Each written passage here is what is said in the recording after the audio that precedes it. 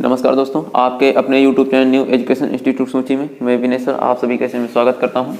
हम लोग आज पढ़ने वाले हैं कक्षा 12 का फिजिक्स का एक टॉपिक है जिसको किरचॉफ के नियम से जानते हैं, जो कि यूपी बोर्ड में आता है।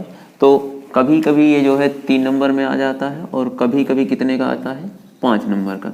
तो हम दोनों पे बात करने वाले हैं, या फिर कभी कभी क्या होता है, किरचॉफ के नियम पर आधारित कोई ना कोई प्रश्न आ जाता है। तो सबसे पहले हम लोग बात करते हैं किरचॉफ के नियम होते कितने हैं। तो किरचॉफ के 2 नियम होते हैं। एक होता है किरचॉफ का प्रथम नियम, ठीक है, जिसको धारा नियम भी कहा जाता है, धारा नियम या संधि नियम, ठीक। और दूसरा जो होता है उसको वोल्टेज नियम कहा जाता है, या फिर उसी को लूप भी कह सकते हैं, धारा नियम या लूप नियम, ठीक है। पहला जो होता है वो आवेश संरक्षण पे आधारित है और दूसरा जो है वो ऊर्जा संरक्षण नियम पर आधारित है। तो सबसे पहले हम लोग बात करते हैं कि पहला नियम होता क्या है। तो पहला नियम आपके मोबाइल स्क्रीन पे आ रहा है। पहला नियम कहता है किसी संधि पर मिलने वाली समस्त धाराओं का जो बीजगणितीय योग होता है वो शून्य होता है। एक बार फिर से रिपीट कर रहे हैं, इस नियम के अनुसार किसी संधि पर मिलने वाली समस्त धाराओं का बीजगणितीय योग जो होता है वो शून्य होता है। तो अब इसको मैथमेटिकली समझ लेते हैं कैसे। तो इसको गणितीय रूप में देखते हैं कैसे है। तो जैसे आपके पास ये चित्र बना हुआ है, तो इसको अगर बीजगणितीय रूप में कन्वर्ट करें तो नियम के अनुसार क्या कहा गया है कि किसी संधि पर मिलने वाली समस्त धाराओं का जो योग होता है वो शून्य होता है, ये नियम कहता है। तो अगर चित्र के हिसाब से देखें तो यहाँ जो होगा वो धारा I1, धारा I2 और धारा I3, धारा I4 और धारा I5, सभी का जो बीजगणितीय योग होगा वो शून्य होगा। इतनी बात क्लियर है। कभी कभी ये ऐसे ना मिल करके, मान लीजिए चित्र चेंज कर दिया जाए,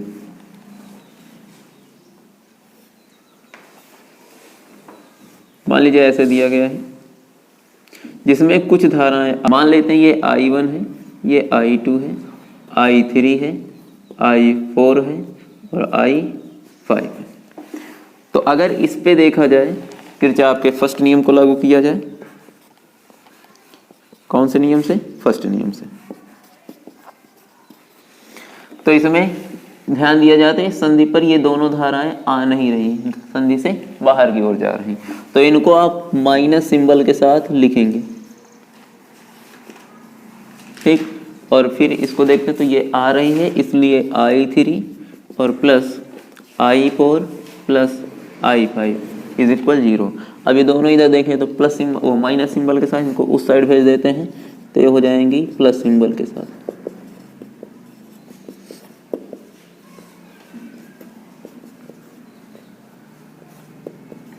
तो यहाँ से एक ये भी निकल के आता है कि किसी संधि पर, ठीक है, आने वाली जो धाराएं होंगी और जो जाने वाली धाराएं होंगी, दोनों का योग क्या होगा, वो बराबर होगा। इतनी बात क्लियर हुई। तो ये आपका फर्स्ट नियम था। इसी प्रकार सेकंड नियम देखते हैं। तो इसी क्रम में हम लोग सेकंड नियम को समझ लेते हैं। सेकंड नियम हमारे पास कैसे होता है। तो ये जो होता है इसको पास नियम इसलिए कहा जाता है क्योंकि इसमें देखा जाता है एक पास ये बन जाएगा, दूसरा पास ये बन जाएगा। तो पहले हम लोग नियम पे बात कर लेते हैं। जो सेकंड नियम होता है कहता क्या है, किसी पास में, ठीक है, किसी पास में संगत प्रतिरोध और संगत धारा के गुणनफलों का बीजगणितीय योग, ठीक, उसमें लगाए गए विद्युत वाहक बलों के बीजगणितीय योग के बराबर होता है। ये नियम कहता है सेकंड, ठीक है। अब इसी को हम बीजगणितीय रूप में अगर कन्वर्ट करें तो कैसे होगा, अभी जो हमने बोला है उसके हिसाब से होना चाहिए। कैसे,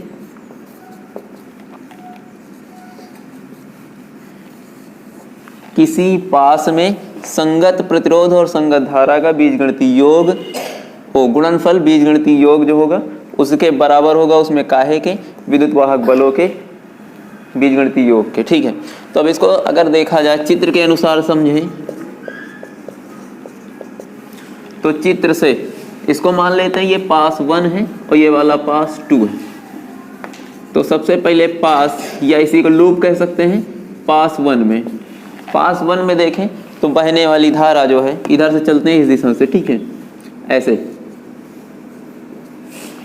और इसमें देखें तो इसमें कैसे चलेंगे, इसमें ऐसे। तो अगर पास 1 में हम बात करें तो संगत धारा यहाँ क्या होगी I3 और यहाँ प्रतिरोध क्या है I1। तो I3 इंटू R1 और आगे जब बढ़ेंगे हम तो यहाँ प्रतिरोध R3 और धारा I1 I2 है, प्लस I1 प्लस I2 और इंटू हो जाएगा R3 इज इक्वल, इसमें लगाए गए विद्युत वाहक बल के बीजगणितीय योग के बराबर। तो इस पास में देखें तो एक विद्युत वाहक बल होगा, तो एक इक्वेशन इसका जो बनेगा इस प्रकार से बनेगा। इसी प्रकार अगर हम पास 2 का प्रयोग करें, पास 2 ये है, तो इसमें अगर हम इस दिशा से चलेंगे तो इसमें संगत प्रतिरोध ये है और संगत धारा ये है, तो हो जाएगा I2 और R2। आगे जब चलेंगे तो यहाँ हमको जाना इस दिशा में, लेकिन धारा इधर को आ रही है, इसलिए माइनस सिंबल का प्रयोग करेंगे। और I3 संगत प्रतिरोध क्या है यहाँ, तो R1 बराबर ये क्या लिखा है E1 और ये लिखा है E2, तो इधर हो जाएगा E1 माइनस E2, क्योंकि दोनों का जो प्लस प्लस है वो एक साइड है, माइनस माइनस एक साइड, जो डिफरेंट करेंगे। और अगर एक का प्लस एक का माइनस अटैच हो, यानी जिसको हम कौन सा क्रम बोलते हैं, श्रेणी क्रम में, उस क्रम में जुड़ा होता तो ऐड कर लेते हैं। अब ये आपके पास इक्वेशन नंबर 2 बनेगा। 2 इक्वेशन ऐसे ही आपके प्रत्येक क्वेश्चन में बनेंगे और उनको आपको कैलकुलेट करके यानी सॉल्व करके क्या करना रहेगा, I1 I2 I3 जो भी रहेंगे उनकी वैल्यू को क्या करना होगा, फाइंड करना होगा।